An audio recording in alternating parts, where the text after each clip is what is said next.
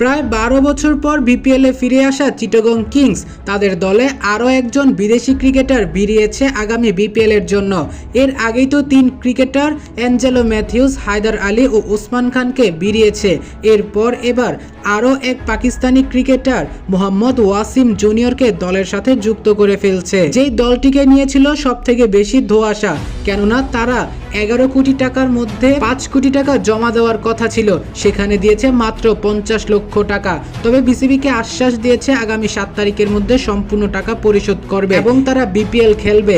এমন মনোনিবেশ আছে বলেই তো তারা একের পর এক প্লেয়ার চুক্তিবদ্ধ করছে দলের সাথে। তবে পাকিস্তানি মোহাম্মদ ওয়াসিমের সাথে এখনো চুক্তিপত্রে স্বাক্ষর হয়নি। তবে কথাবার্তা যতদূর এগিয়েছে সেক্ষেত্রে বলাই যাচ্ছে আগামী বিপিএলে চিটাগং কিংসের হয়ে ওয়াসিম জুনিয়র খেলবেন। কাগজে কলমে চুক্তিবদ্ধ না হলেও প্রায় 80% কথাবার্তা কমপ্লিট হয়ে গিয়েছে মোহাম্মদ ওয়াসিম জুনিয়রের সাথে। তিনি বল হাতে যেমন পারফর্ম করতে পারেন, তেমন ক্রুশাল মোমেন্টে ব্যাট হাতেও দুর্দান্ত পারফর্ম করতে পারেন।